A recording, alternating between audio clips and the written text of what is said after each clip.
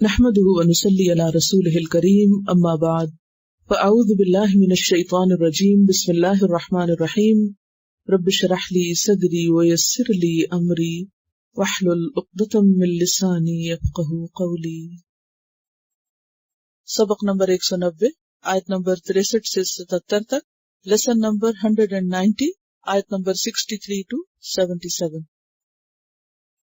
وعباد الرحمن الذين يمشون على الأرض هونا وإذا خاطبهم الجاهلون قالوا سلاما۔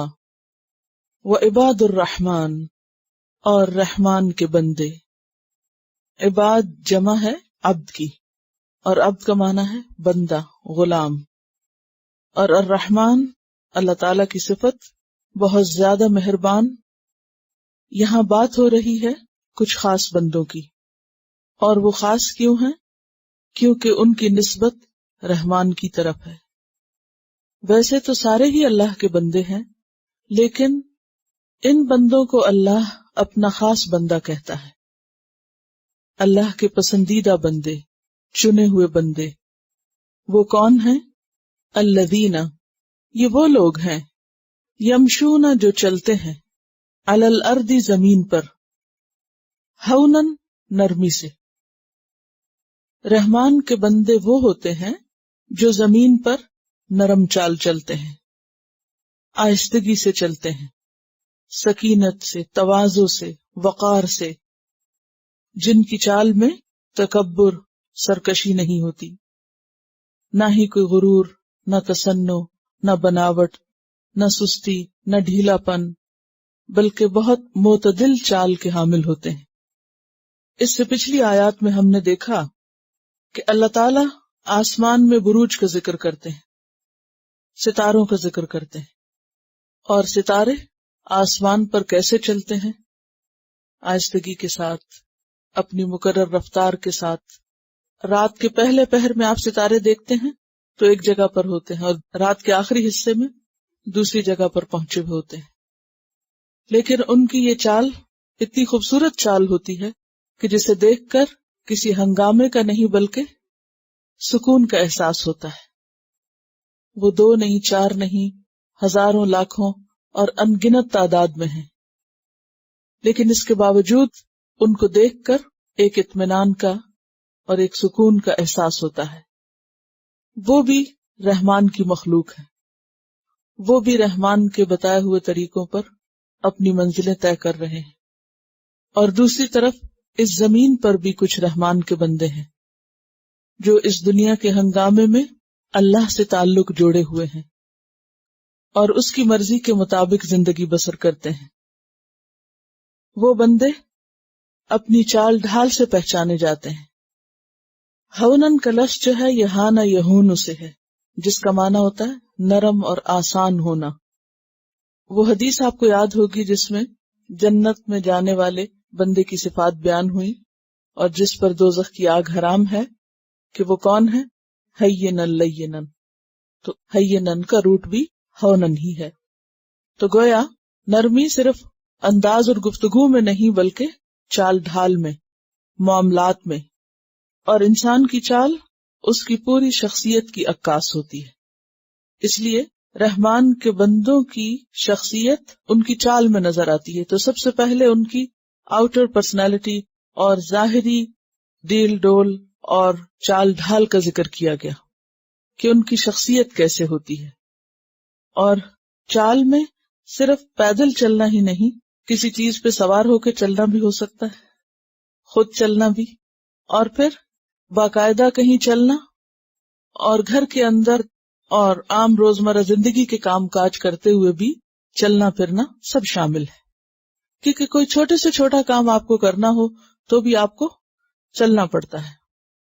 تو رحمان کے بندے اپنے چال میں، اپنے کام کاج میں، اپنی موومنٹ میں دوسروں سے مختلف ہوتے ہیں۔ ان کی موومنٹ میں ایک وقار ہوتا ہے، ایک نرمی ہوتی ہے، اور وہ انداز سے جھلکتی ہے۔ اگر ہم چلنے کے معنی میں ہی چال کو لیں تو پھر ان کی چال کس کس چیز سے خالی ہوتی ہے؟ کچھ تو صفات آپ نے جانی ابھی کہ نہ تکبر، نہ تصنع، اور چلنے کا جو انداز ہے اس میں بھی وہ محتاط ہوتے ہیں، ایسی چال سے پرہیز کرتے ہیں کہ جس سے دوسروں کو تکلیف ہو، مثلاً پاؤں گھسیٹ کے چلنا، پاؤں مار کے چلنا، یا ایسے ٹہل ٹہل کے چلنا کہ جس سے پتہ چلے کہ یہ شخص زندگی میں کوئی مقصد نہیں رکھتا، بیکار اور بے مقصد شخص ہے۔ چلتے وقت شور نہ کرنا، پھر سامنے دیکھ کے چلنا، یہ نہیں کہ چلنا ایک رخ پر اور دیکھنا دوسرے رخ پر اور دوسروں سے ٹکریں کھا کے ان کے لیے اذیت کا سامان پیدا کرنا، پھر یہ کہ اپنے کپڑے سمیٹ کے چلنا، پھر اسی طرح اگر کچھ لوگوں کے ساتھ اکٹھے چل رہے ہیں تو اس میں بھی احتیاط برتنا کہ اگر ایسی جگہ ہے کہ جہاں پر سمٹ کے چلنا یا لائن میں چلنے کی ضرورت ہو تو وہاں لائن میں چلنا، ایک ہجوم کی شکل میں نہیں چلنا، دوسروں کے ساتھ ٹکرانے سے بچنا جہاں خاص طور پر رش وغیرہ ہوتا ہے۔ پھر اسی طرح کچھ اور چیزیں بھی چلتے ہوئے ناپسندیدہ ہیں، مثلاً پیچھے مڑ کے دیکھنا، یا سڑک پہ چلتے ہوئے کسی کے گھر یا گاڑی کو گھورنا، یا ادھر ادھر کسی کی کھڑکی کے اندر سے اس کے گھر میں جھانکنا، یعنی بعض اوقات لوگ واک کر رہے ہوتے ہیں نا۔ پھر اسی طرح اپنی سوچوں میں اس طرح گم ہونا کہ یہ خبر ہی نہیں ہونا کہ کون پاس سے گزرا ہے، راستے کا حق نہ دینا۔ اسی طرح دوسرے چلتے ہوئے کو نہ روکنا، یہ بھی اس میں شامل ہے، کیونکہ بعض لوگ کوئی اپنے کام سے جا رہا ہو شخص تو اس کو راستے میں پکڑ کے کھڑے ہو جاتے ہیں، راستے میں روک دیتے ہیں، یعنی خود بھی چلتے ہیں دوسروں کو بھی چلنے دیتے ہیں۔ تو چال جو ہے وہ انسان کی شخصیت کی عکاس ہے، اس کی پرسنالٹی اور اس کا اندر ظاہر ہوتا ہے اس کے چلنے کے انداز سے۔ تو اس میں خواہ کسی کام سے انسان جا رہا ہو یا گھر کے اندر ہی چھوٹے چھوٹے کام کر رہا ہو، خواہ وہ برابر چل رہا ہو یا اوپر کو جا رہا ہو جیسے سیڑھی چڑھ رہا ہو، وہ بھی چلنا ہی ہوتا ہے، یا سیڑھی اتر رہا ہو، یہ سب چیزیں اس میں شامل ہو جاتی ہیں۔ یعنی عام روزمرہ زندگی کے کام کاج کرتے ہوئے بھی وقار کا مظاہرہ کرنا۔ تو عباد الرحمن الذین یمشون علی الارض ہونا، رحمان کے بندے زمین پر نرم چال چلتے ہیں۔ اس میں ہم دیکھتے ہیں کہ بہترین چال نبی صلی اللہ علیہ وسلم کی چال تھی۔ حضرت ابو ہریرہ رضی اللہ تعالیٰ عنہ آپ کی چال کو کچھ یوں بیان کرتے ہیں کہ آپ جب چلتے تو تیز رفتاری سے، گویا آپ کے لیے زمین کو لپیٹ دیا گیا ہو، یعنی سستی سے نہیں چلتے تھے۔ اور اسی کے بارے میں آتے کہ ایک دفعہ حضرت عائشہ نے ایک شخص کو دیکھا کہ وہ بہت لڑکھڑا کے اور ڈھیلا ڈھیلا چل رہا ہے، تو آپ نے پوچھا کہ یہ کون ہے؟ بتایا گیا کہ یہ قرآن پڑھنے والے شخص ہیں۔ تو اس پر وہ کہنے لگی کہ عمر سید القراء تھے، لیکن جب چلتے تو قوت کے ساتھ چلتے، مارتے یا پیٹتے تو قوت سے پیٹتے۔ تو باوقار چال چلنے کا مطلب پریشان حال اور سر نہڑائے اور بے وجہ بیمار نظر آنا اور اس طرح چلنا کہ دوسروں کے لیے اذیت کا سبب ہو، یہ بھی منع ہے۔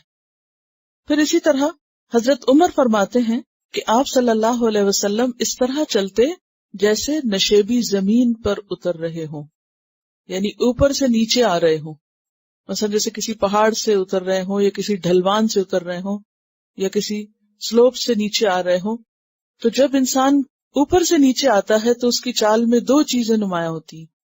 نمبر 1 قدم سنبھال کے چلنا، قدم جما کے رکھنا، اور نمبر 2 تیزی سے چلنا، کیونکہ اوپر سے نیچے آتے ہوئے آپ لا محالہ تیز ہو جاتے ہیں۔ یعنی ایسی تیزی بھی نہیں کہ انسان بھاگنا شروع کر دے، اور ایسی سستی بھی نہیں کہ انسان جو ساتھ جا رہے ہیں ان کے لیے اذیت کا سبب بنے یا بیمار نظر آئے۔ ہاں کوئی شخص بیمار ہو تو الگ بات ہے۔ تو خلاصہ یہ ہے کہ انسان کی چال باوقار چال ہو اور نرم چال ہو، اور یہ ممکن نہیں اس وقت تک جب تک انسان بامقصد انسان نہیں بنتا، کیونکہ ایک بامقصد انسان، سوچ بچار کرنے والا، سمجھدار انسان اور ایک ناسمجھ انسان دونوں اپنی چال ڈھال سے پہچانے جاتے ہیں۔ تو اگر آپ چاہتے ہیں کہ چال درست ہو تو پھر زندگی کی ڈائریکشن بھی درست کرنی ہوگی۔ دوسری صفت بتائی گئی وَإِذَا خَاطَبَهُمُ الْجَاهِلُونَ قَالُوا سَلَامًا، اور جب خطاب کرتے ہیں ان سے، بات کرتے ہیں ان سے، جاہلون جاہل، قالو تو وہ کہتے ہیں سلاما سلام۔ خاطبہ کا لفظ خاطبہ یخاطب مخاطبہ، ایک دوسرے سے ہم کلام ہونا، یعنی جب ہم کلام ہوتے ہیں ان سے، کون؟ الجاہلون، کس کی جمع ہے؟ الجاہل کی. اور جاہل کا لفظ کس سے ہے؟ جہل سے. اور جہل کس کو کہتے ہیں؟ نہ جاننے کو. اور بعض اوقات جاننے کے باوجود نہ جاننا یعنی بے وقوف ہونے کو بھی جہالت سے تشبیہ دی جاتی ہے. یعنی جہالت کے معنوں میں لا علمی بھی ہے اور بے وقوفی بھی. تو جہلا کا معنی ہوتا ہے اجڑ پن کرنا، اجڑ پن. اور جہلت القدر کہتے ہیں ہانڈی کا بہت ابلنا، یعنی ایسا انداز اختیار کرنا کہ جیسے کوئی شخص بوائل کر رہا ہو، یعنی بوائلنگ انداز، ابلنے والا انداز، گفتگو میں ابلنے والا انداز، بھڑکنے والا انداز. اور جاہلہ کا معنی ہوتا ہے نادانی میں مقابلہ کرنا، یعنی کسی کے ساتھ نادانی برتنا، جہالت برتنا، بدسلوکی کرنا. جہول کہتے ہیں نا تجربہ کار کو. جہول کون ہوتا ہے؟ نا تجربہ کار. تو جاہل کون ہوا یہاں؟ اجڑ، نا سمجھ، بدسلوکی کرنے والا، گفتگو میں آرام سے بات کرنے کی بجائے جذباتی انداز میں بات کرنے والا. کیونکہ ایسا شخص اپنی جذباتیت کے ساتھ دوسرے کو کیا کرتا ہے؟ پرووک کر دیتا ہے. مثلاً اگر آپ کسی سے بات کر رہے ہیں اور کوئی آپ سے آرام سے بات کر رہا ہے، ٹھہر کے بات کر رہا ہے، تو آپ بھی کیا کریں گے؟ ٹھہر کے بات کریں گے، کیونکہ انسان کا عموماً کلام دوسرے کے کلام کے تابع ہوتا ہے. آپ عموماً ویسے ہی بات کرتے ہیں جیسے کوئی آپ سے بات کرتا ہے. تو یہ تو بہت آسان ہے، کوئی آپ سے آرام سے بات کر رہا ہے، آپ بھی آرام سے بات کر رہے ہیں. اصل مشکل کہاں ہوتی ہے کہ جب کوئی آپ سے ابل کے بات کر رہا ہو، اچھل کے بات کر رہا ہو، نادانی سے بات کر رہا ہو، بے وجہ بھڑک رہا ہو، تو پھر کیا کریں آپ؟ قالوا سلاما، وہ اس کو ٹھنڈا کر دے. سلام کس کو کہتے ہیں؟ پیس کو.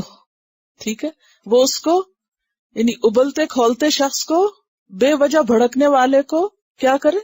ٹھنڈا کر دے. یہ ہوتے ہیں عباد الرحمن. کہاں یہ کہ وہ ابل ابل کے باتیں کریں، وہ ابلنے والوں کو بھی ٹھنڈا کرتے ہیں اپنے رویے کے ساتھ، اپنے معاملے کے ساتھ. وَإِذَا خَاطَبَهُمُ الْجَاهِلُونَ قَالُوا سَلَامًا. دو طرح کے سلام ہوتے ہیں. ایک سلام ہوتا ہے جب آپ کسی سے ملاقات کرتے ہیں تو جاتے وقت یا داخل ہوتے وقت سلام کرتے ہیں، اور دوسرا سلام کب کرتے ہیں؟ جب واپس نکلتے ہیں. تو یہ جو دوسرا سلام ہے اس کو کہتے ہیں سلام متارکہ، یعنی گڈ بائے کرنے کا سلام جو ہے. وَالَّذِينَ يَبِيتُونَ لِرَبِّهِمْ سُجَّدًا وَقِيَامًا. اور وہ لوگ جو رات گزارتے ہیں. بات یبیت بیت کا معنی کیا ہوتا ہے؟ رات گزارنا. لِرَبِّهِمْ، اپنے رب کے لیے. سجدن، ساجد کی جمع، سجدہ کرتے ہوئے. وقیامن، قائم کی جمع، قیام کرتے ہوئے. سجدے اور قیام سے مراد کیا ہے؟ نماز. یہ کام وہی کر سکتا ہے جو پہلے دو کام کرے، کہ چال میں نرمی ہو اور گفتگو محتاط ہو، تو پھر اس کے پاس واقعی ایسی انرجی ہوگی کہ وہ رات کی عبادت کر سکے. اگر آپ بے وجہ دوڑ رہے ہوں، بھاگ رہے ہوں، بیکار کاموں میں مشغول ہوں اور بیکار باتوں میں، لغویات میں مشغول ہوں، تو آپ ایسے تھک کے سوئیں گے کہ پھر رات کو اٹھنا مشکل ہوگا. اس لیے فوراً بعد یہ صفت آئی کہ وہ راتوں کو اپنے رب کے حضور سجدے اور قیام کی حالت میں ہوتے ہیں. صحابہ کرام ایک لشکر پر تھے، تو کوئی دشمن کا جاسوس لشکر میں آیا اور دیکھتا رہا کہ یہ لوگ کیسے ہیں اور کیا کرتے ہیں، اور ان کی ساری عادات اور ان کے دن رات کا جائزہ لیا. جب واپس گیا تو اس سے پوچھا گیا کہ ان لوگوں کو کیسا پایا، تو کہنے لگا فرسان بالنہار و رہبان باللیل. دن کو گھڑ سوار ہیں اور رات کو راہبوں کی طرح عبادت کرتے ہیں. رات کے راہب ہیں اور دن کے سوار ہیں، یعنی دن کے وقت اپنے آپ کو بہترین کاموں میں مشغول رکھتے ہیں، یعنی جہاد کرنے والے ہیں. گھڑ سوار کا مطلب کیا؟ کہ یا تو وہ سوار ہیں یا پھر اس کی ٹریننگ لے رہے ہیں یا اس کی تیاری میں ہیں اور دوسری طرف راتوں کو عبادت کرنے والے ہیں. والذین یقولون ربنا اصرف عنا عذاب جہنم، یہ ہے رحمان کے بندے جن کی دعائیں آخرت کی فکر میں ہوتی ہیں. اور وہ جو کہتے ہیں اے ہمارے رب پھیر دے ہم سے جہنم کا عذاب، یا رب ہم سے جہنم کا عذاب پھیر دے. انداز آپ دیکھیے، کہہ رہے کہ یا رب ہم سے جہنم کا عذاب پھیر دے. سوال یہ پیدا ہوتا ہے کہ ابھی تو جہنم دیکھی نہیں، تو یہ کیا کہہ رہے ہیں کہ پھیر دے؟ یہ کون کہتا ہے کہ یا رب پھیر دے، ہٹا دے؟ جو جہنم کو اس شدت سے محسوس کرتا ہو کہ گویا وہ سامنے کھڑی اور اس میں وہ جانے لگا، تو وہ کیا کہتا ہے کہ یا رب تو اس سے ہمیں بچا لے، اس کو ہم سے ہٹا دے. یہ ہے رحمان کے بندے جن کی دعا نمبر 1 کیا ہے، فکر نمبر 1 کیا ہے؟ جہنم کی آگ، کیونکہ وہ ذلیل و رسوا کرنے والی ہے، تکلیف دہ ہے. ان عذابہا، بے شک اس کا عذاب، کان غراما، ہے چمٹنے والا. غرامہ کا لفظ جو ہے یہ غرم سے ہے. غرم کہتے ہیں تاوان کو، جرمانے کو، فائن جس کو آپ کہتے ہیں. غریم کہتے ہیں قرض خواہ کو. قرض خواہ کون ہوتا ہے؟ جس کو قرض دوسرے کو دے کے واپس لینا ہوتا ہے، یعنی جو مالک ہوتا ہے مال کا. تو جو قرض خواہ ہوتا ہے وہ کیا کرتا ہے؟ مقروض سے چمٹ جاتا ہے، اس کے پیچھے پڑ جاتا ہے، اس کا پیچھا نہیں چھوڑتا. تو جہنم کا عذاب بھی کیسا ہے؟ جیسے کسی مقروض کے وہ پیچھے پڑ جائے. وہ پیچھے ہم نے پڑھا تھا نا کہ وہ ہر انسان اپنے عمل کی وجہ سے کیا ہے؟ گروی ہے. تو ہر ایک کو اپنے آپ کو اس میں سے چھڑانا ہے. جہنم جو ہے وہ پکڑ لینے والی ہے، چمٹ جانے والی ہے. تو وہ کیا دعائیں کرتے ہیں کہ یا رب اس کا عذاب تو اگر ایک دفعہ چمٹ گیا تو یہ تو جان چھڑانی محال ہوگی. تو ان عذابہا کان غراما، بے شک ہے اس کا عذاب غرام. غرام کیا ہے؟ چمٹ جانے والا، مصیبت. مسلسل تکلیف کے لیے بھی لفظ استعمال ہوتا ہے. فہم تکلیف، عذاب دائم، جو چھوڑے گا ہی نہیں. انہا ساعت مستقرن، بے شک وہ ہے بری چیز. ساعت بری، مستقرن ٹھہرنے کی جگہ. مستقر کا لفظ قاف رے سے، قرار سے، یعنی رہنے کی جگہ. اسم ظرف مکان ہے. ومقاما، اور جائے قیام، یہ بھی کیا ہے؟ اسم ظرف مکان ہے.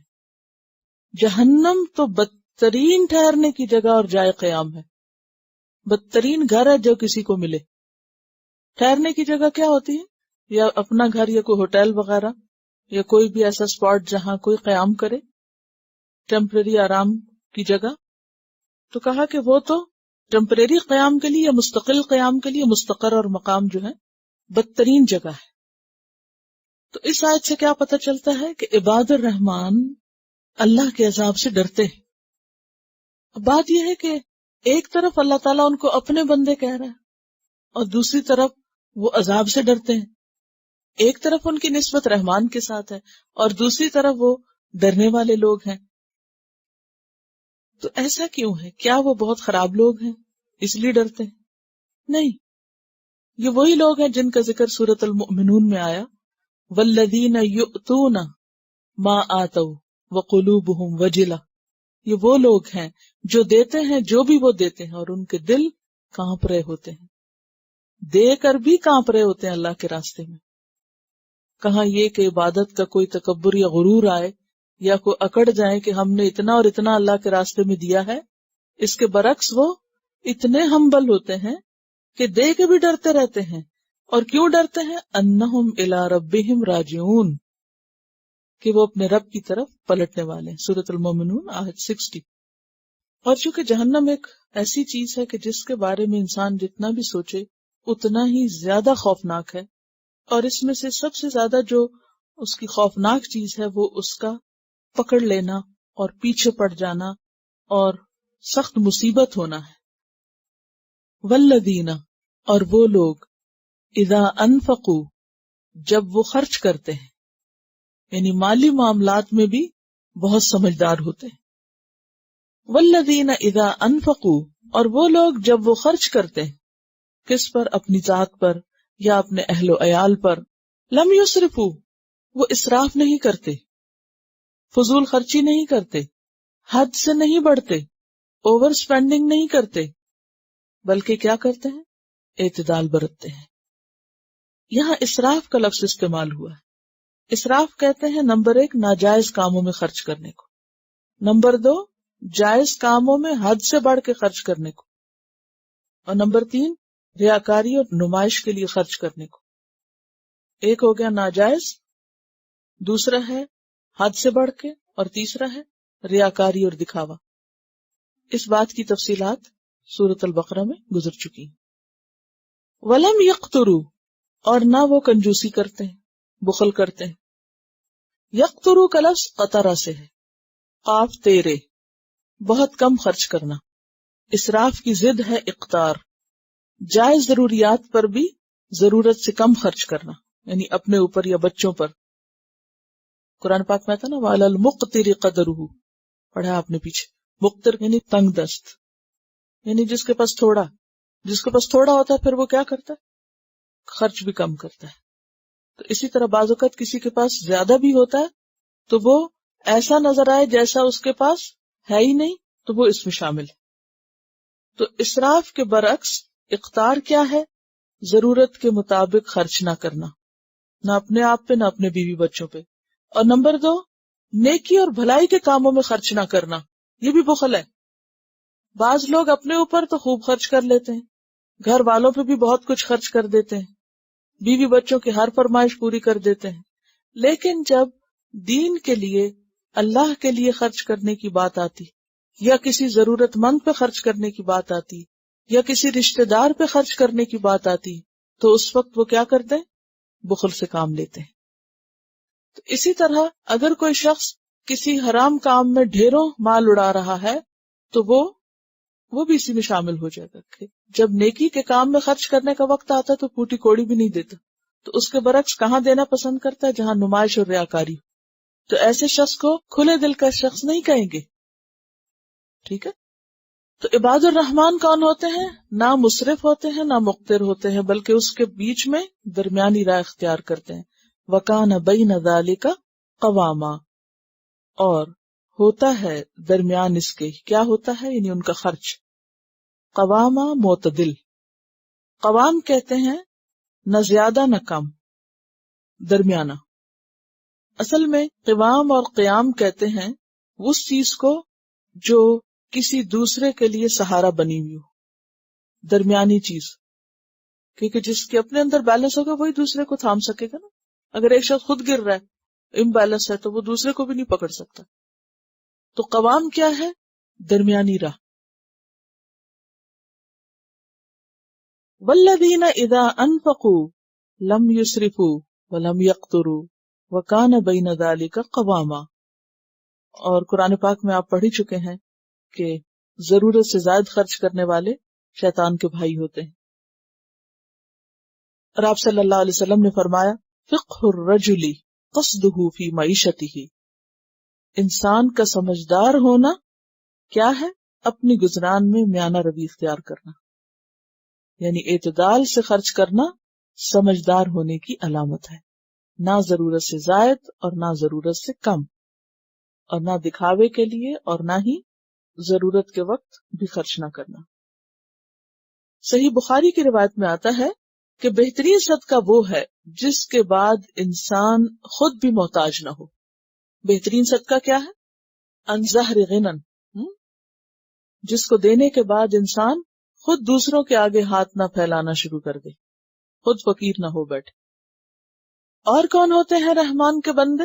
والذین لا يدعون مع اللہ الہا آخر، وہ جو اللہ کے ساتھ کسی دوسرے کو الہ نہیں پکارتے، یعنی شرک نہیں کرتے، کسی اور کو الہ نہیں سمجھتے، کسی اور کی عبادت نہیں کرتے، کسی اور سے دعا نہیں مانگتے۔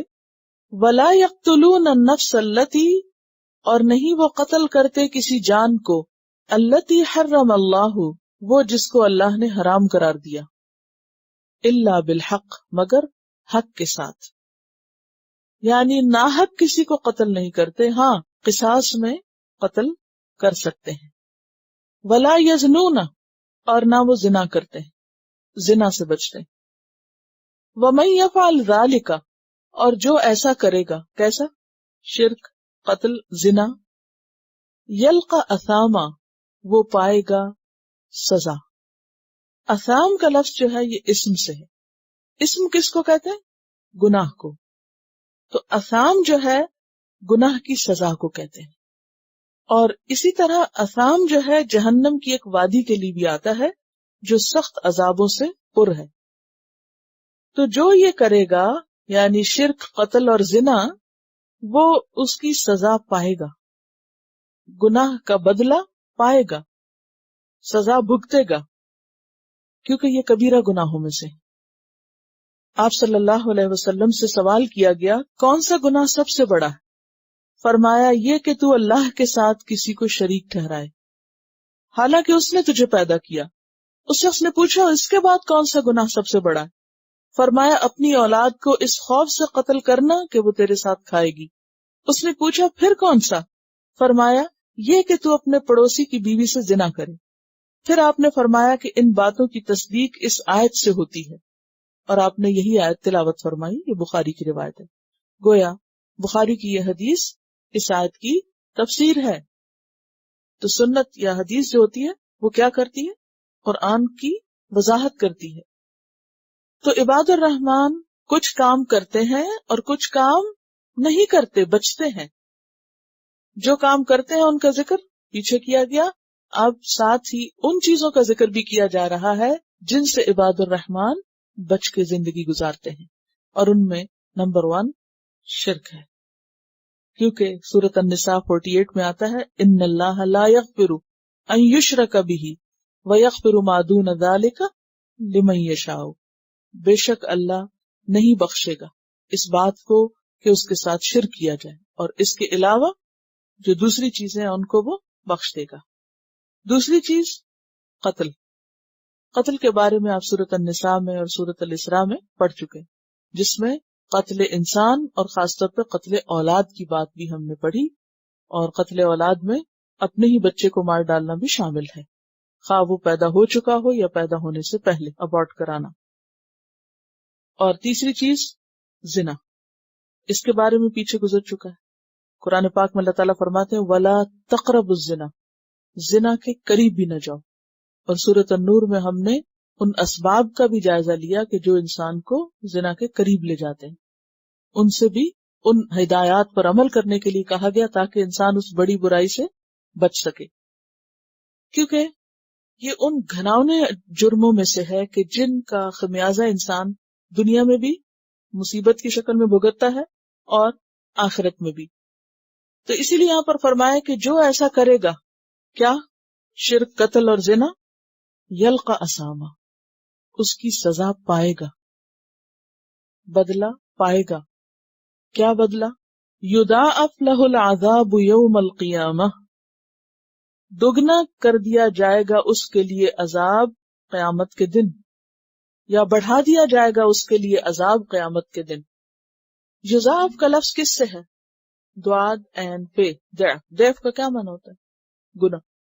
اور دگنا اور کئی گنا. اور پیچھے بھی ہم پڑھ چکے نا ابھی کہ جہنم کا عذاب کیا ہے؟ دائمی، اور پھر وہ بڑھتا بھی جائے گا. تو اس سے کیا پتہ چلتا ہے کہ زیادتی ہوتی چلی جائے گی عذاب میں. ایک اور معنی یہ ہے کہ پے در پے عذاب ہوگا، یعنی ایک وقت میں شرک کی سزا مل رہی ہوگی، وہ ابھی ختم نہیں ہوگی تو قتل کی، اور وہ ختم نہیں ہوگی تو زنا کی، اور پھر وہ یعنی ایک سائیکل ہوگا، کبھی ایک گناہ کی سزا، کبھی دوسرے کی، کبھی تیسرے کی، اور پھر وہ لیئرز اپان لیئرز اور دگنا اور کئی گنا، یعنی گناہوں کے مطابق اس کی شدت ہوگی. یضاعف له العذاب یوم القیامہ. اب دیکھیں نا، اگر ایک شخص جس نے صرف شرک کیا ہے اور قتل زنا نہیں کیے اس کا عذاب کم ہوگا، ایک شخص جس نے شرک کیا اور ساتھ قتل بھی کر رکھا ہے تو اس کا عذاب زیادہ ہوگا. ایک وہ شخص جس نے شرک بھی کیا، قتل بھی کیا، زنا بھی کیا، تو اس کا عذاب اور زیادہ. تو جتنے زیادہ کسی کے جرائم ہوں گے اتنا زیادہ اس کا عذاب ہوگا. وَيَخْلُدْ، اور ہمیشہ رہے گا فی ہی اس میں، کس میں؟ اس جہنم میں، اس عذاب میں، مہانا ذلیل کیا ہوا، ذلیل اور حقیر جانا ہوا، ٹھکرایا ہوا۔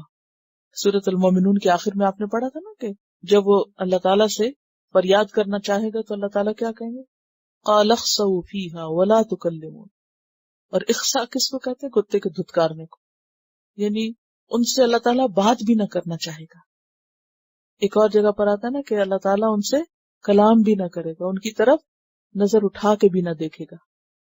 تو جو لوگ یہ برائیاں کریں اور انہی میں زندگی بسر کر دیں، گزار دیں، اور باز نہ آئیں، توبہ نہ کریں، چھوڑے نہ، تو پھر ان کے لیے سزا یقینی ہے۔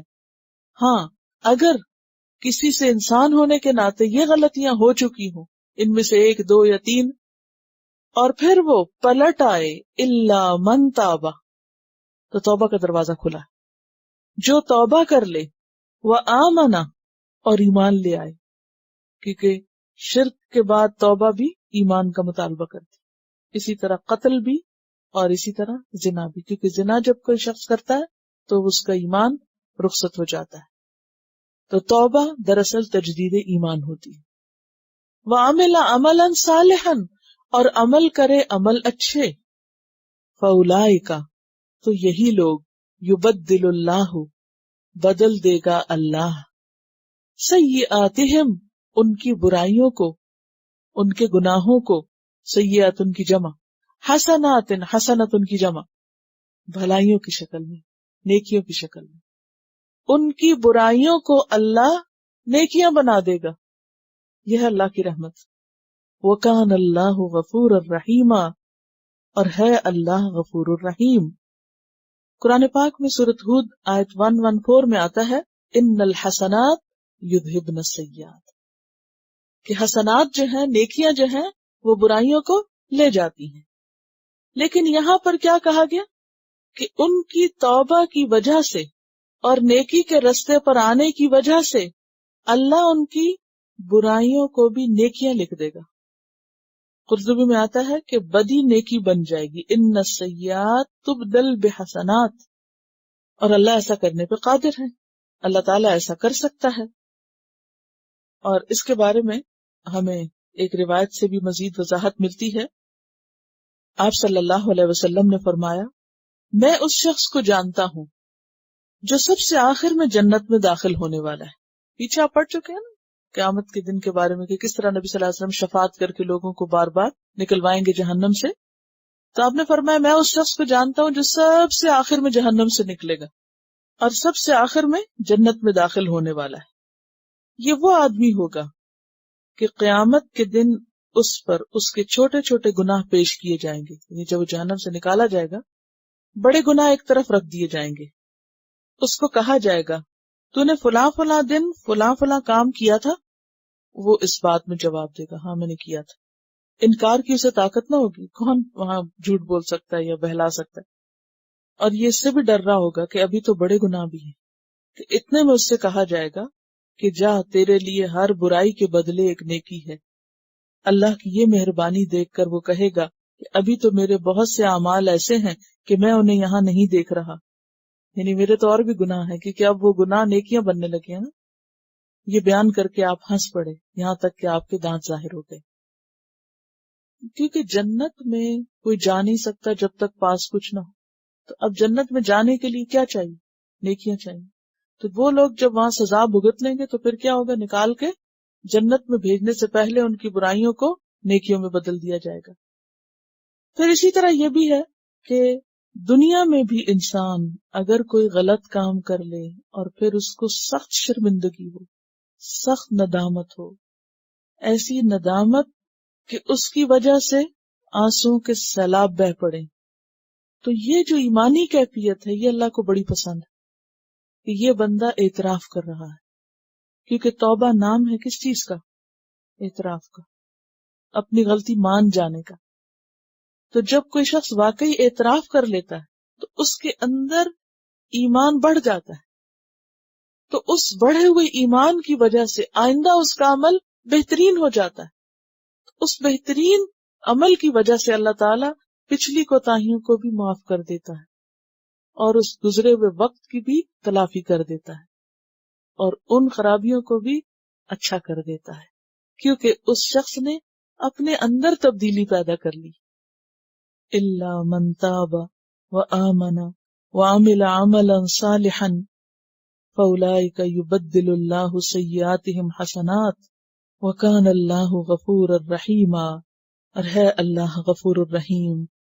ومن تاب، اور جو توبہ کر لے اپنے گناہوں سے، وعمل صالحا، اور اچھے کام کرے، فإنہ یتوب الی اللہ متابا، تو بے شک وہ توبہ کرتا ہے اللہ سے جیسے توبہ کرنی چاہیے. متابہ کیا ہے؟ مصدر میمی، یعنی وہ توبہ کا حق ادا کرتا ہے. کون توبہ کا حق ادا کرتا ہے؟ جو توبہ کے بعد پھر وہ راستہ چھوڑ دے اور نیکی کے راستے پہ آ جائے، پھر پلٹ کے واپس نہ جائے، پھر ان گناہوں میں نہ پلٹے. تو توبہ کا لفظی معنی کیا ہوتا ہے؟ تاب یتوب، توبہ کا معنی ہوتا ہے لوٹنا، پلٹنا، وہ راستہ چھوڑ دینا جو جہنم کی طرف جانے والا ہے. اور اس کے لیے پہلا سٹیپ ہے احساس ندامت، شرمندگی.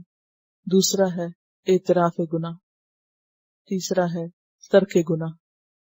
اور چوتھا ہے رجوع اللہ اور عمل صالح کی طرف پلٹ آنا.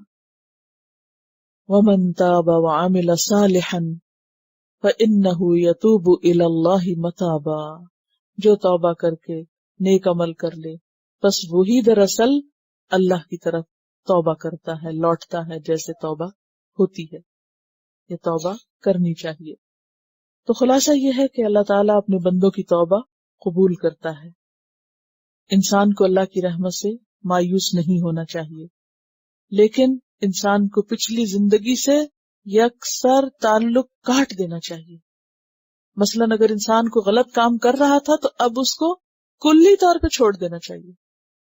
یہ نہیں کہ انسان آج توبہ کرے پھر پلٹ کے وہی غلط کام شروع کر دے اور پھر کہے کہ میں نے تو توبہ کر لی ہے. نہیں، اسے چھوڑ دے مکمل، کمپلیٹلی، آل ٹوگیدر، بس رسیاں کاٹ دے. کوئی کنیکشن نہیں اپنے ماضی سے، نو کنیکشن. میں ایک نیا انسان ہوں، میری زندگی کا ایک نیا دور شروع ہوا ہے. تب توبہ قبول ہوتی ہے، تب انسان واقعی صحیح بنتا ہے. ورنہ کیا ہوتا ہے، آپ نے دیکھا ہوگا کہ بہت سے لوگ جیسے وہ ایک نشہ کرتے ہیں، پھر کیا ہوتا ہے کہ کسی کوشش کے ذریعے ان کو نشے سے نکالتے ہیں، نکل آتے ہیں، وہ نئی صاف زندگی بسر کرنے لگتے ہیں. لیکن جب وہ اپنے پچھلے دوستوں سے ملتے ہیں تو کیا ہوتا ہے، پھر پلٹ جاتے ہیں. ان کی توبہ جو ہے وہ توبہ نہیں رہتی. تو توبہ کی شرائط میں سے اہم ترین شرط یہ کہ انسان واپس نہ پلٹے وہاں. تو اس کے لیے انسان کو پھر خود دیکھنا چاہیے کہ کون سی جگہ، کون سے لوگ، کون سا ماحول ایسا ہے، یہ کون سی چیز ایسی ہے کہ جو مجھے واپس پھسلا دیتی. اس سے پرہیز کرے. مثلا اگر کوئی انسان ہے تو اس سے بچے، کوئی مشین ہے، کوئی چیز ہے، اس سے بچے. مثلا بعض لوگ کمپیوٹر کے ذریعے پھسلتے ہیں، ان کو پتا وہ بیٹھیں گے، پھر وہ چیٹ کریں گے، پھر وہ حرام کام شروع ہو جائیں گے جن سے توبہ کی. تو بہتر ہے کہ پھر انسان ایسے پروگرامز کو، ایسی چیزوں کو کلی طور پہ نکال دے. اس کسی سے غلط دوستی تھی تو مکمل طور پہ چھوڑ دے، کوئی حرام کام کیا تھا تو مکمل طور پر اس کو ختم کر دے. اس چیز کا نام توبہ ہے. اور پھر آئندہ اچھے کام شروع کر دے. یہ تو توبہ کے ساتھ کھیل اور مذاق ہے. اور جھوٹوں کی توبہ، توبۃ الکذابین ہے کہ انسان زبان سے توبہ توبہ کرے، لوگوں کو یہ ظاہر کرے کہ میں سب چھوڑ چکا ہوں، اور اندر خانے چھپ کے وہی غلط کام جاری رکھے. تو یہ توبہ نہیں ہوتی. توبہ کیا ہے؟ ظاہر اور باطن میں اللہ سے ڈرے، اس جہنم کی آگ سے ڈرے اور ان سب چیزوں کو چھوڑ دے اپنی آخرت کی خاطر. کیونکہ جب تک انسان پرہیز نہیں کرتا، تقویٰ کس چیز کا نام ہے؟ بچنے کا نام. جب تک انسان پرہیز نہیں کرتا تو اچھی سے اچھی دوا اور غذا انسان کو فائدہ نہیں دیتی. اگر کوئی شوگر کا مریض ہے اور وہ انجیکشن بھی لگا رہا ہے اور اس کے ساتھ میٹھا بھی کھا رہا ہے تو اس کا تو وہ سب بیکار جائے گا. تو بچنا ضروری ہے. جب تک انسان بچتا نہیں، بات نہیں بنتی. چلیے آگے چلتے ہیں. والذین، اور وہ لوگ، لا یشہدون، نہیں وہ حاضر ہوتے، گواہی دیتے. شاہدہ کا معنی کئی بار آپ پڑھ چکے ہیں، اس میں حاضر ہونے کا معنی بھی ہوتا ہے اور گواہی دینے کا بھی. نہیں وہ حاضر ہوتے الزور جھوٹ پر. اور زور کا لفظ جو ہے وہ باطل کے لیے بھی استعمال ہوتا ہے، غلط کاموں کے لیے بھی اور جھوٹ کے لیے بھی یا جھوٹی گواہی کے لیے بھی. یعنی وہ جھوٹ پر حاضر ہونے، غلط کاموں کے پاس پھٹکنے سے بھی دور رہتے ہیں. ابن عباس زور سے مراد مشرکین کی عیدیں اور میلے ٹھیلے لیتے ہیں کہ عباد الرحمن کی جو چوائس ہے وہ بہت نفیس ہے، وہ بیکار کی مجلسوں میں اور فضول کے میلوں ٹھیلوں میں حاضر نہیں ہوتے. مجاہد کہتے ہیں اس سے مراد گانے کی مجلسیں ہیں، کانسرٹس. زہری کہتے ہیں اس سے مراد شراب کی مجلسیں ہیں. لا یشہدون الزور، وہاں حاضر بھی نہیں ہوتے. بعض اوقات ایسی مجلسوں میں جانے کے انویٹیشن ہوتے ہیں، لوگ کہتے ہیں کہ آپ پیے نہیں، بس شریک ہو جائیں. ایسی مجلسوں میں آپ کچھ نہیں کریں، بس حاضر ہو جائیں، حاضری لگوا دیں یا پھر آ جائیں. وہ ایسی مجلسوں میں آتے بھی نہیں. کیوں نہیں آتے؟ وہاں حاضر ہونا کیوں منع ہے؟ کیونکہ اگر انسان ایسی جگہوں پر جائے گا تو کچھ نہ کچھ تو رنگ چڑھے گا. یہ کیسے ہو سکتا ہے کہ آپ کلرڈ پانی کے ٹب میں بیٹھ کے نکلیں اور آپ کے اوپر کوئی رنگ کا اثر نہ آئے؟ تھوڑا یا زیادہ کچھ تو آئے گا. کبھی آپ نے کپڑوں کو نیل لگایا ہوگا، سادے پانی میں کپڑا ڈبونا اور نیل والے پانی میں کیا کوئی فرق نہیں پڑتا؟ پڑتا ہے. جیسے ماحول میں آپ ہوتے ہیں وہاں سے آپ کچھ نہ کچھ لے کے ضرور اٹھتے ہیں، خواہ آپ صرف تماشائی ہوں. تو یہاں کیا یہ لا یشہدون تماشائی نہیں بنتے، وہ اس راستے سے بھی نہیں گزرتے. لا یشہدون الزور، اور زور کیا؟ جھوٹی باتیں، فضول کی باتیں، بیکار کی باتیں جن کی کوئی حقیقت ہی نہیں.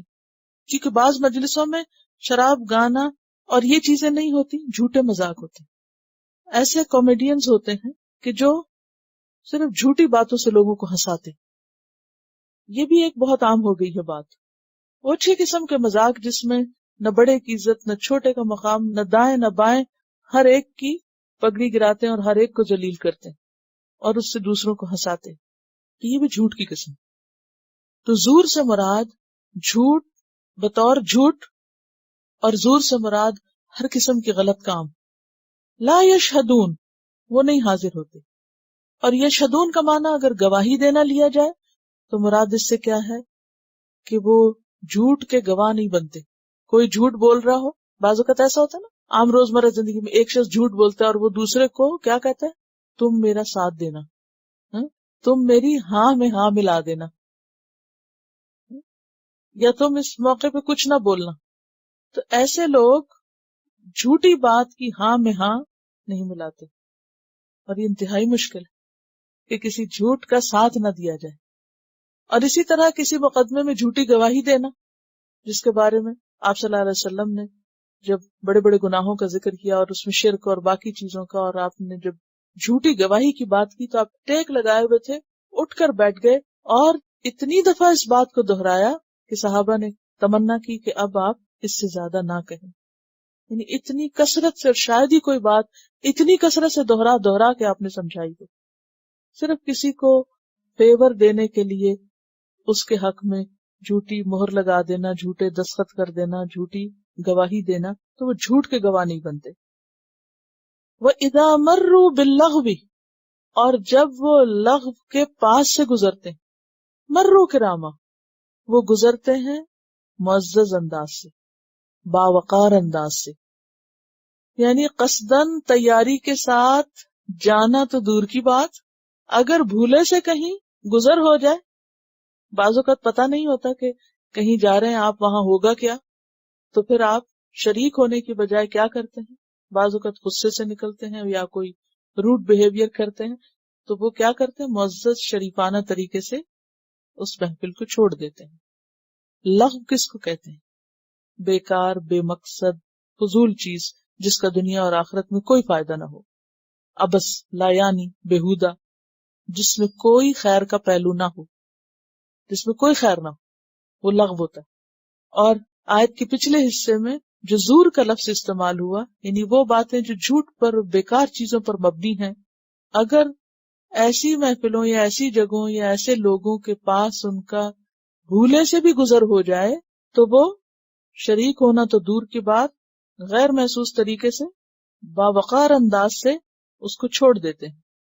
سورۃ القصص میں بھی آتا ہے وَإِذَا سَمِعُوا اللَّغْوَ عَارَضُوا عَنْهُ، لغو سنیں یا دیکھیں یا جیسے بھی، وَقَالُوا لَنَا أَعْمَالُنَا وَلَكُمْ أَعْمَالُكُمْ سَلَامٌ عَلَيْكُمْ لَا نَبْتَغِي الْجَاهِلِينَ. شروع میں بھی آیا تھا نا کہ جاہلین کو سلام کر دیتے ہیں، تو یہاں بھی اگر کچھ لوگ ایسی جہالت کا ثبوت دے رہے ہوں تو وہ وہاں سے نکل جاتے ہیں، ایسے لوگوں کے مددگار نہیں بنتے. اور یہ معنی بھی ہے کہ قبیح، فضول، لیکچر، بےہودہ، فحش قسم کی گفتگو میں ملوث نہیں ہوتے. ایسی باتیں اگر کوئی اور بھی کر رہا ہو تو سنی انسنی کر دیتے ہیں، اس میں ان کو کوئی دلچسپی نہیں ہوتی، کوئی انٹرسٹ نہیں ہوتا، اور فضول باتوں کے پیچھے نہیں پڑتے، بحثوں میں نہیں پڑتے، معزز طریقے سے ایک طرف ہو جاتے ہیں. یہ ہوتے ہیں عباد الرحمن. والذین، اور وہ لوگ، اذا ذکروا، جب وہ سمجھائے جاتے ہیں، نصیحت کیے جاتے ہیں، بآیات ربہم، اپنے رب کی آیات کے ذریعے، آیات کے ساتھ. کیا ہوتی ہیں رب کی آیات؟ قرآن، احکامات. جب وہ نصیحت کیے جاتے ہیں رب کی آیات کے ذریعے، یعنی قرآن کی کوئی بات بتا کے ان کو نصیحت کی جاتی ہے کہ یہ اللہ کا حکم ہے، تو وہ کیا کرتے ہیں؟ لم یخروا، نہیں گر پڑتے، علیہا، اس پر، یعنی نہیں طرز عمل اختیار کرتے، سمن، بہرے، امیانہ، اور اندھے ہو کر. یعنی اللہ کی بات سن کر، نصیحت کی بات سن کر وہ بہرے اور اندھے نہیں بنتے، بلکہ نصیحت کو غور سے سنتے ہیں، سمجھتے ہیں، پلے باندھتے ہیں، اور اسی طرح اس پہ غور و فکر کرتے ہیں، دیکھتے ہیں، پڑھتے ہیں. وہ اسے اگنور نہیں کرتے، بلکہ ہوش و گوش سے سوچ سمجھ کے لیتے ہیں. یعنی اللہ کی باتوں پر آنکھیں بند کر کے جھومتے نہیں رہتے، صرف بے سوچے سمجھے واہ واہ نہیں کرتے رہتے، یا یہ کہ اس پر سنی انسنی نہیں کرتے. وہ سنی انسنی کس سے کرتے ہیں؟ بےہودہ چیزوں سے. اس کے برعکس اللہ کی آیات پر ان کا طرز عمل کیا ہوتا ہے؟ ٹھہرتے ہیں، غور کرتے ہیں، توجہ سے سنتے ہیں، اور اس کو عمل کی چیز سمجھتے ہیں. اب دیکھیے کہ دو طرح کے لوگ ہوتے ہیں، قرآن پاک میں ان کا ذکر ملتا ہے. کچھ وہ ہوتے ہیں کہ جن کے سامنے رب کی آیات پڑھی جاتی ہیں تو ان کا طرز عمل کیا ہوتا ہے؟ وَإِذَا تُلِيَتْ عَلَيْهِمْ آیَاتُهُ زَادَتْهُمْ ایمانا، سورۃ انفال آیت 2، کہ جب ان پر رب کی آیات پڑھی جاتی ہیں، تلاوت ہوتی ہے، تو اس سے ان کا ایمان اور بڑھ جاتا ہے، ان کے عمل میں تبدیلی آ جاتی، وہ ایک مختلف انسان بن جاتے ہیں. اس کے برعکس دوسری قسم کے لوگ، سورۃ لقمان آیت 7، وَإِذَا تُتْلَى عَلَيْهِ آیَاتُنَا. اب آپ دیکھیں اس پہلے پر بھی آیات پڑھ کے سنائی گئی، دوسرے کو بھی. وَاللَّهُ مُسْتَكْبِرًا، منہ موڑ گیا تکبر کے ساتھ، سننے کے بعد تکبر سے منہ پھیر کے چلا گیا، اور ایسا طرز عمل اختیار کیا کہ الم یسمعھا، گویا کہ اس نے ان کو سنا ہی نہ ہو. اللہ کی آیات سن کر کیا کرتا ہے؟ وہ سنی انسنی، سمن بن جاتا ہے، بہرا، امیانن بن جاتا ہے، اندھا. جہاں تھا وہیں رہتا ہے، ٹس سے مس نہیں ہوتا. اس کے دل پر یہ آیات کوئی اثر نہیں کرتی، اس کا طرز عمل نہیں بدلتا، اس کے طریقے زندگی میں کوئی تبدیلی نہیں آتی، وہ جیسا تھا ویسا ہی رہتا ہے، نصیحت قبول نہیں کرتا، ان کے طرز عمل میں کوئی تبدیلی نہیں ہوتی. تو یہ معنی ہے وَإِذَا ذُكِّرُوا بِآيَاتِ رَبِّهِمْ، کہ جب انہیں رب کی آیات کے ساتھ نصیحت کی جاتی ہے تو رحمان کے بندے جو ہوتے ہیں وہ کیسے ہوتے ہیں؟ وہ اس پر اندھے بہرے بن کے نہیں رہتے، بے حس نہیں ہوتے، بلکہ وہ اپنی آنکھیں کھولتے ہیں، غور سے پڑھتے ہیں کیا فرمایا اللہ نے، کان کھولتے ہیں، غور سے سنتے ہیں کیا کہا اللہ نے. وَالَّذِينَ يَقُولُونَ، اور وہ لوگ جو کہتے ہیں. کون؟ عباد الرحمن. کون ہوتے ہیں جو کہتے ہیں؟ کیا کہتے ہیں؟ ربنا، اے ہمارے رب، حب لنا، عطا کر ہمیں من ازواجنا ہمارے شوہروں یا بیویوں میں سے، کیونکہ زوج کا لفظ دونوں کے لیے آتا ہے اسپاؤس کے معنوں میں، وذریاتنا اور ہماری اولادوں میں سے، قرۃ اعین آنکھوں کی ٹھنڈک۔ قرہ کا لفظ یا تو قرن سے، قر کس کو کہتے ہیں ٹھنڈک، اور قرار سکون، آنکھوں کا سکون یا آنکھوں کی ٹھنڈک۔ وجعلنا اور بنا ہم کو للمتقین اماما متقین کا امام، تقوی والوں کا رہنما۔ دعا انسان کی اندرونی کیفیات کا اظہار کرتی کہ انسان اندر سے کیا چاہتا ہے۔ پچھلی دعا ان کی کیا تھی؟ جہنم سے بچنے کی۔ دوسری دعا کیا ہے؟ آنکھوں کی ٹھنڈک کی۔ اور اہل ایمان کے لیے سب سے زیادہ آنکھوں کی ٹھنڈک کی چیز بیوی یا شوہر اور اولاد کا نیک ہونا ہے، اللہ کا فرما بردار ہونا ہے۔ امام قرطبی کہتے ہیں کہ مومن کی آنکھ کے لیے اس سے بڑھ کر کوئی ٹھنڈک نہیں کہ وہ اپنی بیوی اور اولاد کو اللہ کا فرما بردار دیکھے۔ یعنی سب سے زیادہ اگر دنیا میں اسے کسی چیز پہ خوشی ہوتی ہے، سب سے زیادہ اگر وہ کسی چیز پہ راضی ہوتا ہے، خوش ہوتا ہے، تو وہ کیا چیز ہے کہ اس کی اولاد نیک ہے، نیکی کے رستے پر ہے، اور اس کی بیوی یا عورت ہے تو شوہر نیک ہے۔ اور یہ دنیا کی نعمتوں میں سے سب سے بڑی نعمت ہے جس پر انسان خوش ہو سکتا ہے۔ ہماری اولاد کتنی بھی قابل ہو، کہاں بھی پہنچ جائے، اگر وہ اللہ کی نافرمان اور اگر وہ جہنم کا ایندھن ہے، وہ کس کام کی؟ خواہ وہ اپنا مال کما کما کے اور اپنے نام سے ہماری دنیا روشن کر دیں، لیکن اگر وہ اپنی آخرت اندھیری کر رہے ہیں تو کس کام کی؟ تو جو خود رحمان کا بندہ ہے وہ کبھی بھی نہیں چاہتا کہ اس کی اولاد رحمان کا بندہ نہ بنے۔ وہ سب سے پہلے خیر اپنی اولاد میں اور اپنی بیوی یا اپنے شوہر میں دیکھنا چاہتا ہے۔ اور پھر وجعلنا للمتقین اماما، ہمیں متقین کا رہنما بنا، امام بنا۔ اور امام سے مراد یہاں کو خلیفۃ المسلمین نہیں ہے۔ گھریلو زندگی میں ہر کوئی اپنے گھر میں کیا ہے؟ امام ہے۔ کلکم راعٍ وکلکم مسئول عن رعیتہ، تم میں سے ہر شخص نگران ہے اور ہر شخص سے اس کی رعایا کے بارے میں پوچھا جائے گا۔ اور پھر والمرأۃ راعیۃ فی بیت زوجہا، عورت بھی اپنے شوہر کے گھر میں کیا ہے؟ راعیہ ہے، وہ بھی امام ہے۔ بچوں کی اس سے بھی پوچھو گی۔ تو اس چیز کے لیے انسان کو دعا مانگنی چاہیے۔ اس میں آپ دیکھیں انسان کوشش تو کرتا ہے مگر دل اللہ کے ہاتھ میں۔ ہم کتنی بھی کوشش کر لیں، جب تک اللہ دلوں کو نہ پھیرے ہم تو کچھ نہیں کر سکتے۔ لیکن اگر یہ چیز نصیب ہو جائے تو کیا ہی اس میں خیر ہے۔ اب دیکھیں کہ آپ سب مائیں ہیں، آپ دیکھتی ہوں گی روز آپ سب پہ یہی کیفیات گزرتی ہیں، کوئی مجھ پہ انوکھی نہیں گزرتی۔ ہر وقت دھیان کہاں لگا ہوتا ہے؟ کچھ کر رہے ہو آپ، دھیان کہاں ہوتا ہے؟ گھر میں، بچوں کے بیچ میں، کہاں، کدھر گئے، نیچے ہیں، اوپر ہیں، دائیں ہیں، بائیں ہیں۔ تھوڑی دیر کے لیے پتہ نہ چلے، کوئی کھٹپٹ نہ سن رہی ہو تو پھر کیا ہوتا ہے؟ کہاں گئے؟ باہر تو نہیں نکل گئے؟ فون کر رہے ہیں تو تب، کہیں بیٹھے ہیں تو تب، کوئی آیا ہے تو تب، باہر نکلے تو تب، ہر وقت چاروں طرف آنکھیں کھلی رکھنی پڑتی ہیں۔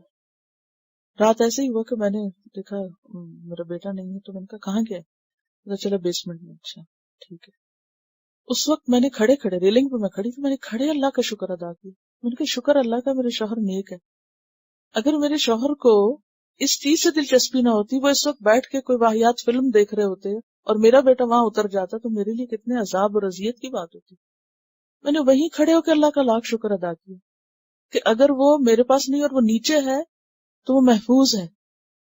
کتنا ضروری ہے کہ نیکی پر رشتے قائم ہوں، اور کتنا ضروری ہے کہ ایک دوسرے کو دین کی طرف پکڑ پکڑ کے رکھا جائے، کیونکہ تنہا یہ سفر کاٹنا بہت مشکل ہے، اور خصوصاً بچوں کی تربیت کے حوالے سے بہت زیادہ ذمہ داری ہو جاتی۔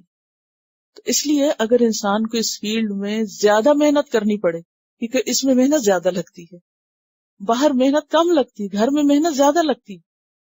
آپ اتنی دیر میں کتنے ہزاروں کو سکھا سکتے ہیں، اور اتنی دیر میں ایک کو سکھانا ناممکن ہوتا ہے، اس کو پکڑنا مشکل ہوتا ہے۔ تو اس وقت انسان کو یوں لگتا ہے نا جیسے وقت ضائع ہو رہا ہے۔ نہیں، وقت ضائع نہیں ہو رہا، کیونکہ اگر وہ بگڑے تو سب بگڑ جائے گا۔ تو بہرحال پھر بھی یاد رکھیں کہ ہم جتنی بھی کوشش کر لیں ہدایت اللہ کے ہاتھ ہے. کبھی ہم یہ نہ سوچیں کہ اگر ہم کوئی محنت کر رہے ہیں تو وہ ہمارا کچھ کمال ہے یا ہمارا نتیجہ، وہ اللہ ہی کرتا ہے. ورنہ اگر اللہ نہ چاہے تو کوئی پیغمبر بھی اپنی اولاد کو نہیں سدھار سکتا، یہ اللہ ہے جو کرواتا ہے. تو ایسی صورت میں انسان کو جہاں باہر نیکیاں کرنی ہے وہاں گھر کے اندر بھی اس کا فکر کرنا ہے اور دعائیں مانگنی ہیں، کیونکہ یہاں عباد الرحمن اللہ سے مانگتے ہیں. والذین یقولون ربنا ھب لنا من ازواجنا وذریاتنا قرۃ اعین واجعلنا للمتقین اماما. اور اللہ ہمیں متقین کا امام بنا، یعنی ہمارے تابع، ہمارے انڈر، چاہے ماں ہے تو اس کے اندر بچے ہیں یا باپ ہے تو اس کے اندر بیوی اور بچے، یا اللہ ان سب کو متقی بنا. کیوں؟ اس لیے کہ قیامت کے دن ان کے بارے میں پوچھ ہونی ہے، پوچھ ہوگی ان کے بارے میں. شکر کرے بیوی سے شوہر کے بارے میں نہیں پوچھ ہوگی، یعنی بیوی سے شوہر کے بارے میں نہیں پوچھے گا، شوہر سے بیوی کے بارے میں پوچھے گا. آپ اپنے طور پر جتنا بھی سمجھا سکتے ہیں بتا سکتے ہیں، مگر ذمہ داری شوہر پر ہے بیوی اور بچوں کی، بیوی پہ ذمہ داری ہے بچوں کی. ٹھیک ہے. اولئک یجزون الغرفۃ بما صبروا، یہ ہیں وہ عباد الرحمن جن کو جزا دی جائے گی اونچے بالا خانوں کی شکل میں، بوجہ اس کے کہ انہوں نے صبر کیا. ان کے صبر کے بدلے میں انہیں بلند مقام ملیں گے. وَيُلَقَّوْنَ فِيهَا تَحِيَّةً وَسَلَامًا، اور وہ ڈالے جائیں گے اس میں تحیہ، دعائے زندگی، گریٹنگز، وسلامہ، اور سلام. حضرت مسیح علیہ السلام کہتے ہیں مبارک وہ جو دل کے غریب ہیں، آسمان کی بادشاہی میں وہی داخل ہوں گے. کیونکہ صبر ہی انسان کو متواضع انسان بناتا ہے، بندہ بننا سکھاتا ہے، اپنی حد میں رکھتا ہے.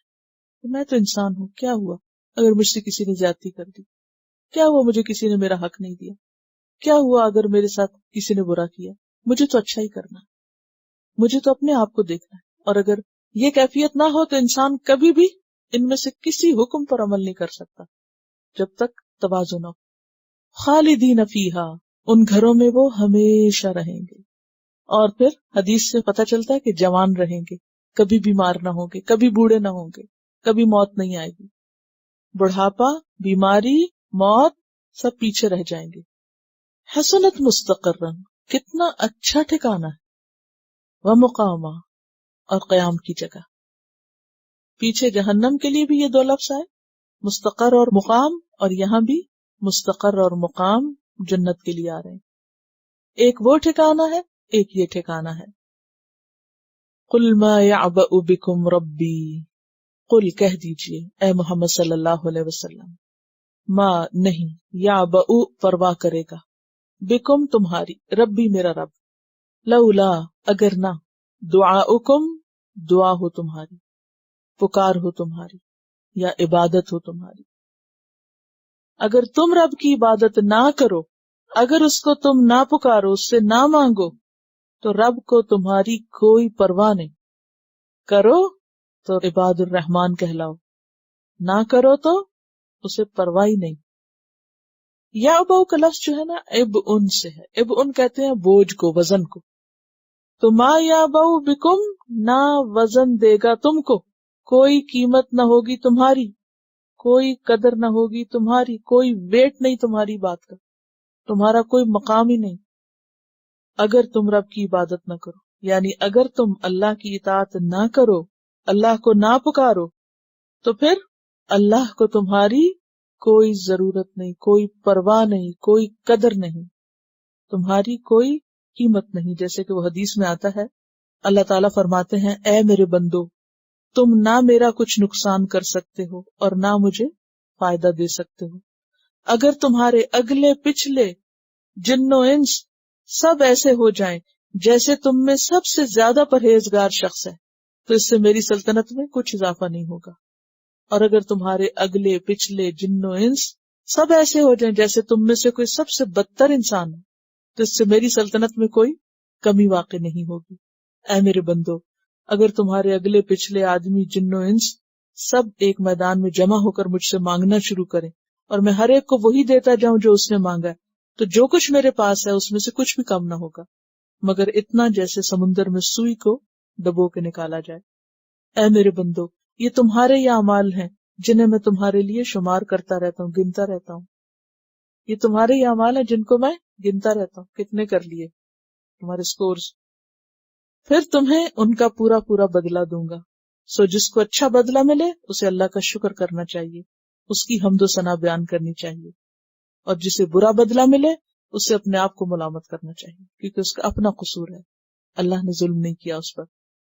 تو بات یہ ہے کہ ایسے لوگوں کی اللہ کی نگاہ میں کوئی وقت، کوئی حیثیت، کوئی قیمت نہیں جو اپنے رب سے تعلق برقرار نہ رکھیں، رب کو نہ پکارے، رب کی عبادت نہ کریں، رب کی طرف رجوع نہ کریں۔ اب دیکھیں دنیا میں کیسے کیسے بادشاہ ہیں، فرعون، قارون اور معلوم نہیں کون کون، لیکن وہ سب کہاں گئے؟ کیا ہے آج ان کا مقام؟ کچھ بھی نہیں۔ اور کل قیامت کے دن کیا حال ہوگا؟ متکبرین چیونٹیوں کی شکل میں آئیں گے۔ دنیا میں انسان کہیں پہنچ جائے، کچھ بھی اچیو کر لے، کتنے بڑے بڑے ایوارڈز لے لے، لیکن اللہ کے ہاں اس کی حیثیت پر ایک کاہ کے تنگ کے برابر نہیں، کوئی وزن نہیں۔ یا ابو کس سے ہے؟ اب ان سے وزن، کوئی وزن نہیں تمہارا، کوئی سے نہیں تمہاری، کوئی حیثیت نہیں، کوئی مقام نہیں، تم کچھ بھی نہیں ہو اگر تم اپنے رب کو نہیں پکارتے، اگر اس سے نہیں مانگتے، اس سے دعا نہیں کرتے، اس کی عبادت نہیں کرتے۔ اور اگر دعا کو دعا میں بھی لیا جائے تو حدیث میں کیا تھا؟ من لم یسأل اللہ یغضب علیہ، جو اللہ سے مانگتا نہیں اللہ اس سے غضبناک ہوتا ہے، ناراض ہوتا ہے۔ فقد کذبتم، پس تحقیق تم نے جھٹلا دیا، کس کو؟ اللہ کی بات کو، عبادت کو۔ فسوف یکون لزاما، پس ان قریب ہوگا چمٹ جانے والا۔ لزام لزمہ سے، لزمہ کا کیا مطلب ہے؟ چمٹنا، لازم ہو جانا۔ تو ان قریب وہ سزا ملے گی جو تم کو چمٹ جائے گی، جیسے وہ پیچھے غرامہ تھا نا، ویسے ہی لزامہ ہے۔ تو بات یہ ہے کہ اللہ تعالیٰ اپنے بندوں کو سزا نہیں دینا چاہتا اگر وہ اچھے کام کرے۔ ما یفعل اللہ بعذابکم ان شکرتم وآمنتم، اگر تم ایمان لاؤ شکر کرو اللہ تم کو پکڑے گا نہیں، لیکن اگر تم نے اللہ کو نہیں پکڑا تو اللہ بھی تم کو نہیں پکڑے گا۔ تم نے اس کو چھوڑا وہ بھی تمہیں چھوڑ دے گا، تمہیں اس کی ضرورت نہیں تو اسے تم سے بڑھ کے تمہاری ضرورت نہیں۔ تو بات یہ ہے کہ ہمیں اللہ کی ضرورت ہے۔ یا ایھا الناس انتم الفقراء الی اللہ واللہ هو الغنی الحمید، اللہ بے نیاز ہے، تعریف والا ہے۔ چاہو تو رحمان کے بندے بن جاؤ، اور چاہو تو شیطان کے ہاتھ میں اپنی باغ دوڑ دے دو، چاہو تو صبر کر کے وہ سب کرو جو اللہ کہتا ہے، اور اس کی بہترین رحمت جنت میں داخل ہو جاؤ، اور اگر تم نہیں چاہتے تو اللہ بھی نہیں چاہتے۔